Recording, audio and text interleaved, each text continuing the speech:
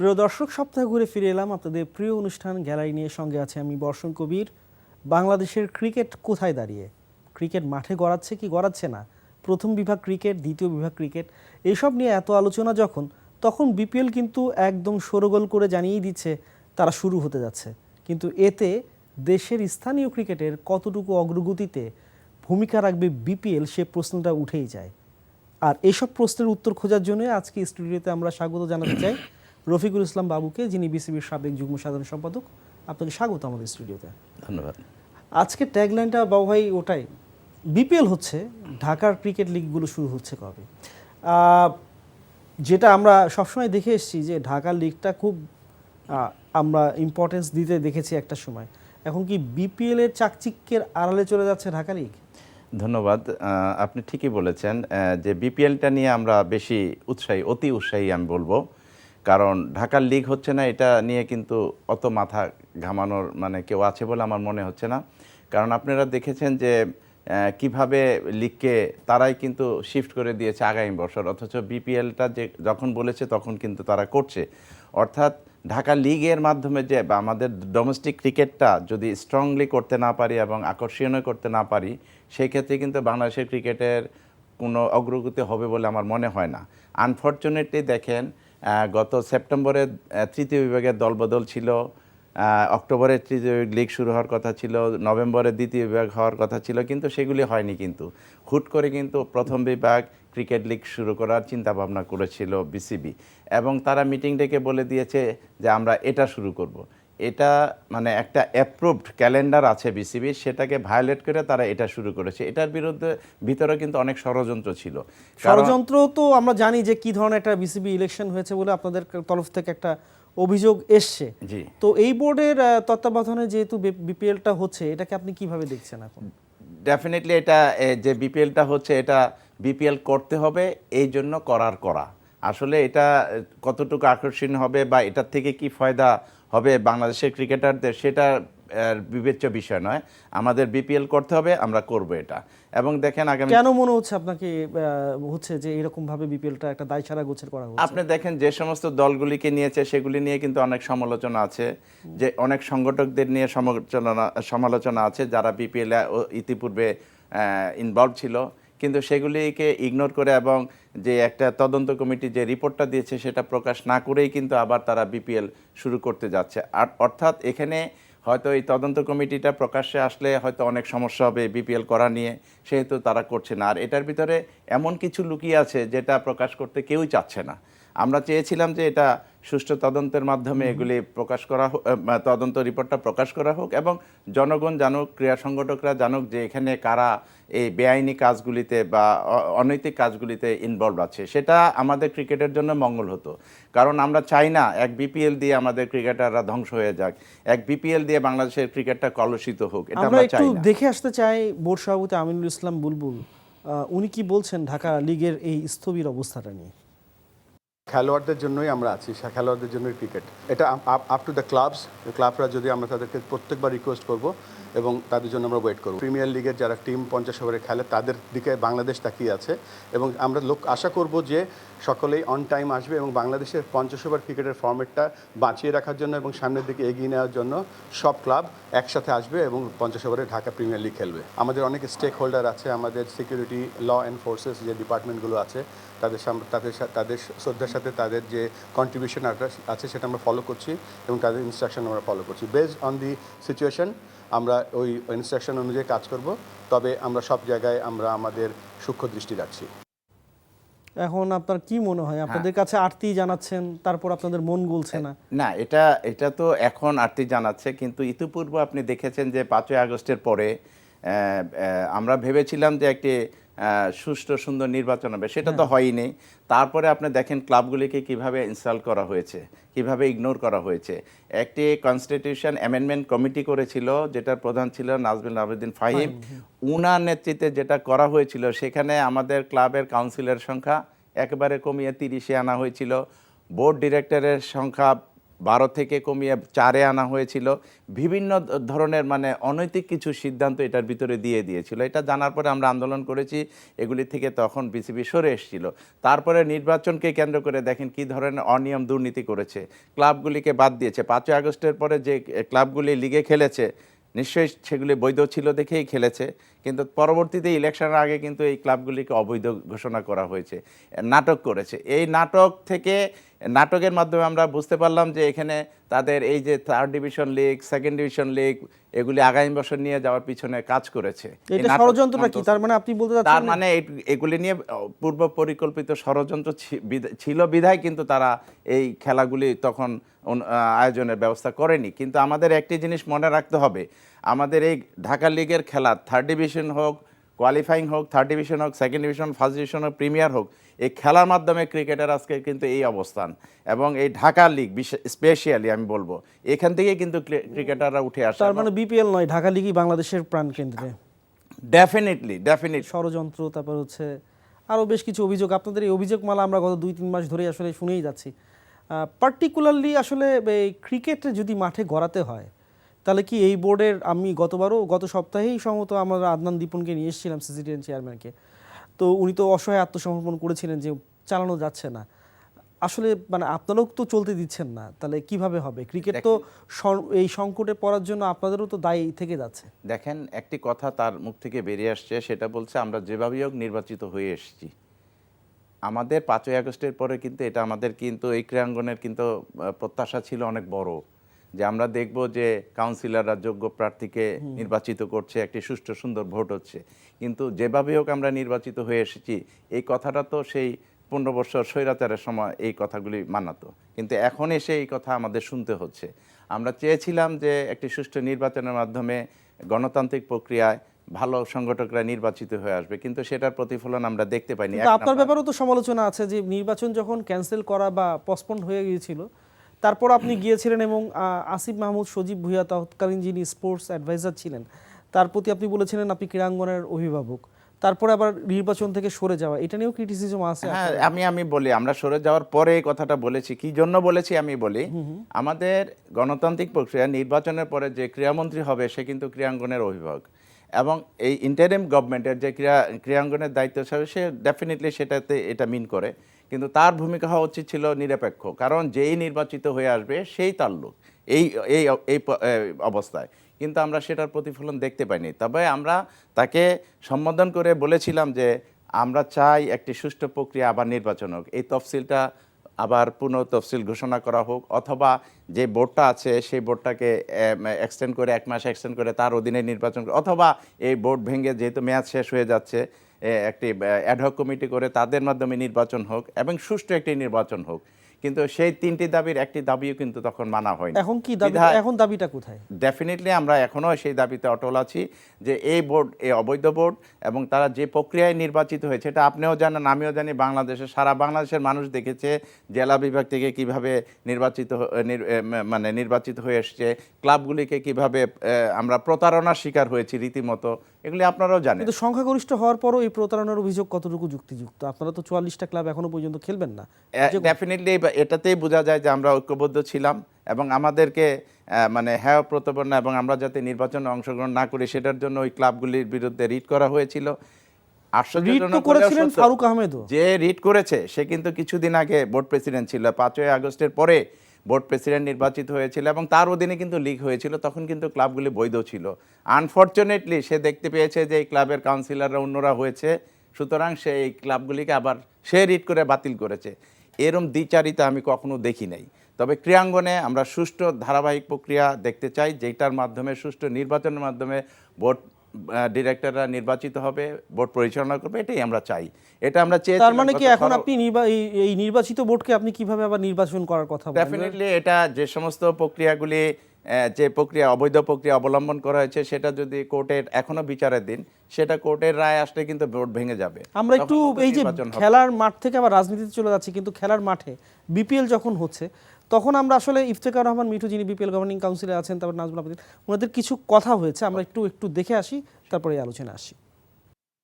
এই ব্যাপারে আমরা জিরো টলারেন্স, আইসিসির অ্যান্টি করাপশন ম্যানেজার আসতেছে, তো সুতরাং আমাদের ইউনিটটাও থাকবে, আইসিসির অ্যান্টি করাপশন ইউনিটও থাকবে, প্লাস সিআইডি। কালকে সিআইডির সাথে আপনি জানেন আমাদের একটা বড় মিটিং আছে, এটা এমওইউ সই হচ্ছে, সিআইডির লোকজনও থাকবে, প্রতিদিন হিসাবে নিচ্ছি।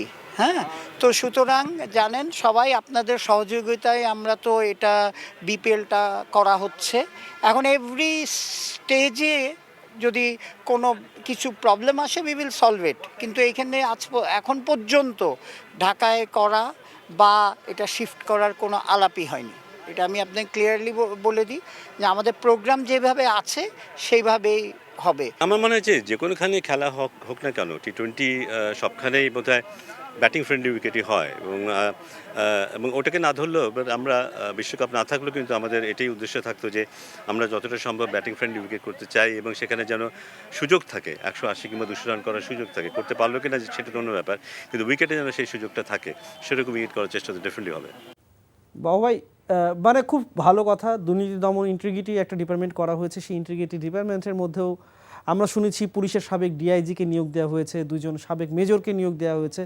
তাদের যদ্দূর জানা গেছে, যদি ভুল তথ্য আমি না জেনে থাকি, তাহলে এক একজনের বেতন প্রায় 1.5-2 লাখ টাকা করে দেওয়া হয়েছে। এবং আপনি কি মনে করেন যে সঠিক তত্ত্বাবধান 900 পৃষ্ঠার যে আপনি বলছিলেন যে তদন্ত প্রতিবেদন প্রকাশ না করার পরও বেশ কিছু ক্রিকেটারকে বা অর্গানাইজারদেরকে আমরা জানি, নাম শুনেছিলাম, তাদেরকে বাইরে রেখে বিপিএলটা শুরু হয়েছিল, এই ইন্টিগ্রিটি কমিটির পক্ষে কতটুকু সম্ভব দুর্নীতিটাকে সাবসাইড করা? ধন্যবাদ। এই কথাগুলি শুনে আমার একটু হাসি পেয়েছে, বিকজ গত কয়েকটি বিপিএল নিয়ে কিন্তু ব্যাপক সমালোচনা হয়েছে, এবং বিভিন্ন ফিক্সিং কাণ্ডে অনেকে জড়িত আছে বলে আমরা মিডিয়ার মাধ্যমে জানতে পেরেছি, এবং বিসিবি সেই ক্ষেত্রে তদন্ত কমিটি গঠন করেছে, এবং তদন্ত রিপোর্ট একটা করা হয়েছে, কিন্তু আনফর্চুনেটলি সেই তদন্ত রিপোর্ট এখন পর্যন্ত প্রকাশিত হয়নি। উপরন্তু এখন দেখলাম আরও সুন্দরভাবে সিআইডি থেকে শুরু করে আইসিসি অ্যান্টি কারাপশন ইউনিটকে ইনভলভ করা, যাতে আর এই ধরনের কর্মকাণ্ড না ঘটে। এটা কি যথেষ্ট? আগের রিপোর্ট গেল কথায়, যারা জড়িত ছিল তাদের শাস্তির বিধানকে, এখানে তো যারা অতীতে এই অপকর্মগুলি করেছে তারা তো আরও উৎসাহিত হবে যে এগুলি কিছুই না, এগুলি লোক দেখানো। তা আমরা চাই যে অতীতের সমস্ত জিনিসগুলি আগে প্রকাশিত হোক, তারপরে বিপিএলটা শুরু করলে মনে হয় আমার অনেক ভালো হতো, অনেক আকর্ষণীয় হতো। আনফর্চুনেটলি সেই রিপোর্টগুলি এখন পর্যন্ত কেউ প্রকাশ করতে চাচ্ছে না। উপরন্তু যাদের বিরুদ্ধে অনেক অভিযোগ, তারাই কিন্তু আবারও এই খেলায় বিপিএলে অংশগ্রহণ করছে। খুবই আনফর্চুনেট। আমরা দেশের ক্রিকেটটাকে যদি বাঁচাতে চাই, তবে এই রিপোর্টগুলি এবং যারা এটার সাথে জড়িত তাদের মুখোশ উন্মোচন করা উচিত। জাতি জানুক, দেশ জানুক, ক্রীড়াঙ্গন জানুক যে তারা কারা, এবং ক্রিকেটকে ধ্বংস করার জন্য কিন্তু এই ফিক্সিং কাণ্ডই যথেষ্ট। আজকে এই ফিক্সিং কাণ্ড এখানে ছাড় দিচ্ছে, এটা একেবারে বাংলাদেশ ক্রিকেটের গোড় দোড়া যেয়ে পৌঁছাবে। অর্থাৎ আপনি 3rd division, 2nd division, 1st division, premier division, সর্বক্ষেত্রে এটা ছড়িয়ে পড়বে। একসময় আপনার নিয়ন্ত্রণের বাইরে চলে যাবে, তখন আপনি কি করবেন? নিয়ন্ত্রণের বাইরে তো অনেক কিছু আছে। বাবু ভাই, গ্রাউন্ডস কমিটিতে তো আপনি কাজ করেছেন, আমি একটু অন্য প্যাটার্নেই যাই। বিপিএল, বিসিবি, তারপরে হচ্ছে ক্রিকেট একাডেমি। আমি খুব বিরতিতে যাওয়ার আগে 1 মিনিটই সময় পাচ্ছি, তার আগে আমি একটু বলে নিই। বিসিবিতে একটা সভা চলছে বা শেষের দিকে, সেখানে আপনার অনেকগুলো এজেন্ডার মধ্যে আপনার গ্রাউন্ডসে, আপনি যেহেতু গ্রাউন্ডসের লোক এই কারণে প্রশ্নটা করা, প্রায় 9.5 কোটি টাকার ইকুইপমেন্ট কেনা হচ্ছে, এবং সেটা হয়তো অনুমোদিত হয়েও যাবে। এই ব্যাপারটাতে আপনি কিভাবে আপনার মতটা প্রকাশ করতে পারেন? হ্যাঁ, ধন্যবাদ। আমাদের প্রথমেই দেখতে হবে যে এই গ্রাউন্ডস ইকুইপমেন্ট যেগুলি কেনা হচ্ছে সেগুলি আমাদের প্রয়োজন আছে কি না, এবং নাম্বার 2, এটা কোনো এনলিস্টেড কোম্পানির মাধ্যমে এগুলি নেওয়া হচ্ছে নাকি। অর্থাৎ এই যে দেখেন, এইখানে ব্রিয়াগো স্টেডিয়ামে পূর্বাচলী national ground is outfield 2.75 lakh টাকা।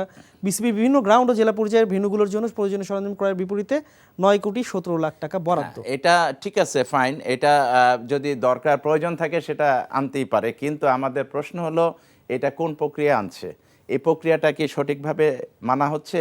অর্থাৎ এটা কি টেন্ডার কল করা হয়েছে, এবং কি কি ইকুইপমেন্ট আনবে, কারা দিচ্ছে, এগুলি জানা দরকার, এবং প্রক্রিয়াটা জানা দরকার। যদি প্রক্রিয়াগত ভুল হয় তাহলে এটাকে আমরা সমর্থন করি না।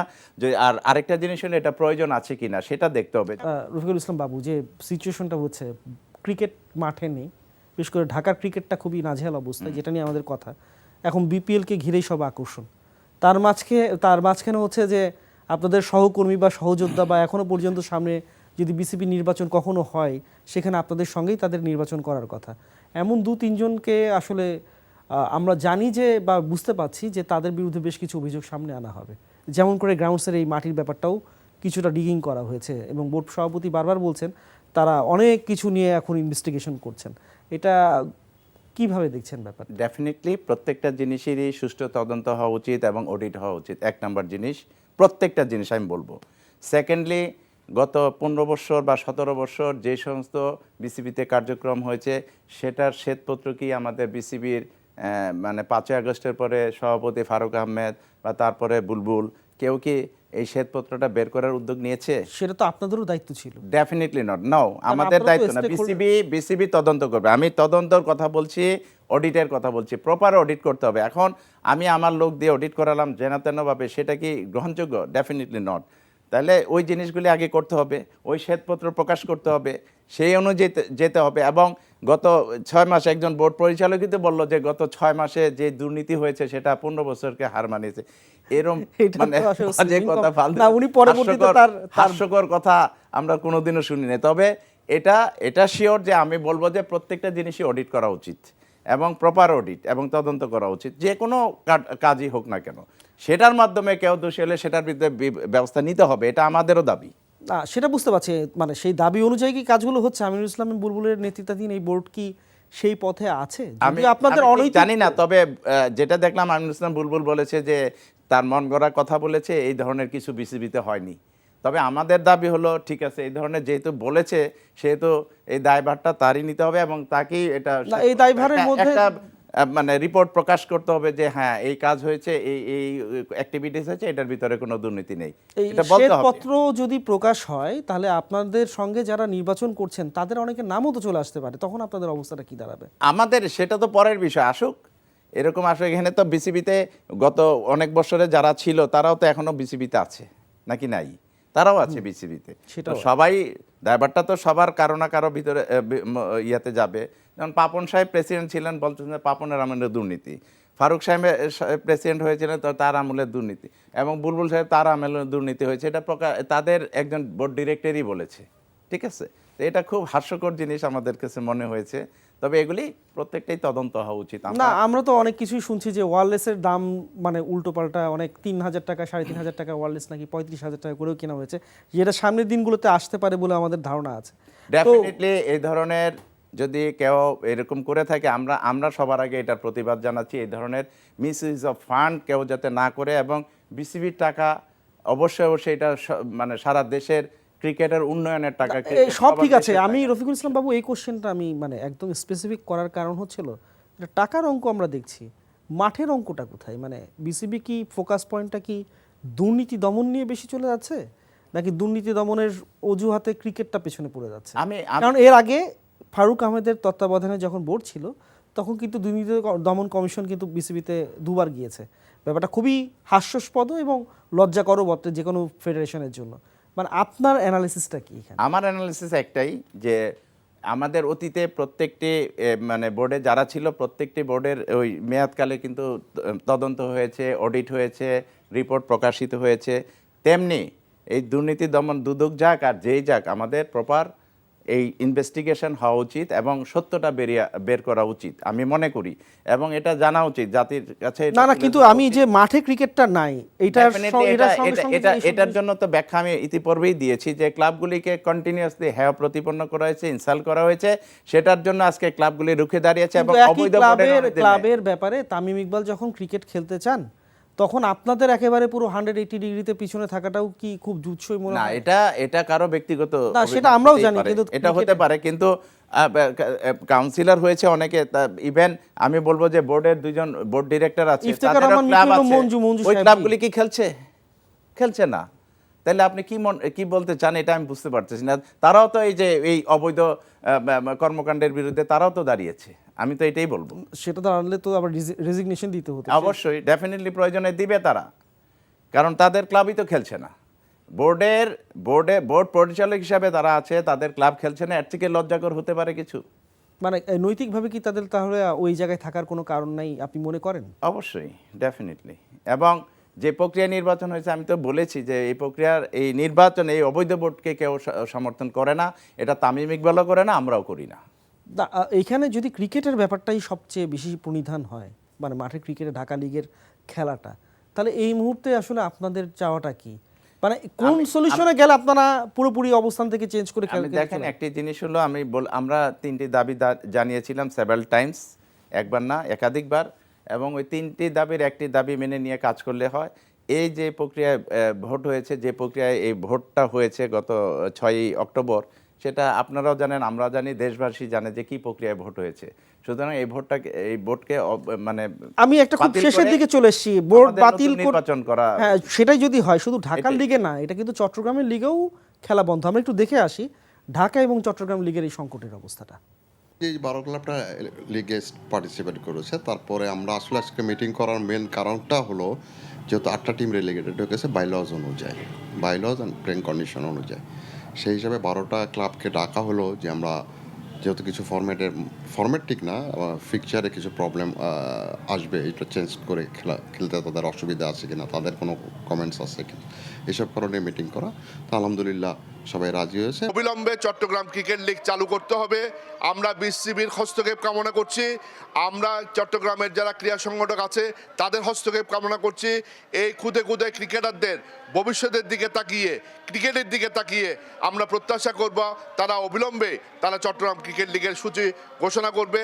আমরা পাশাপাশি চট্টগ্রামের সিটি কর্পোরেশনের মেয়র আমরা ডক্টর সাদাত হোসেন, ওনারও আমরা দৃষ্টি আকর্ষণ করছি। বাবু ভাই, শেষ মিনিটে আছি, মানে ঢাকা লিগই তো শুধুমাত্র না, দেশের অনেক ক্রিকেটেই তো আসলে আটকে আছে। তাহলে শুনেন, যে জিনিসটা হয়েছে আমি 1 মিনিটে বলি।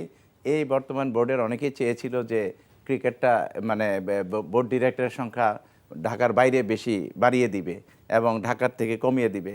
তো ঢাকার বাইরে যারা মানে কাউন্সিলর এবং বোর্ড ডিরেক্টর হয়ে এসছে, তাদের জেলায় কি ঠিকমতো লিগ হয়? একেবারেই না। একটা প্রমাণ এটা।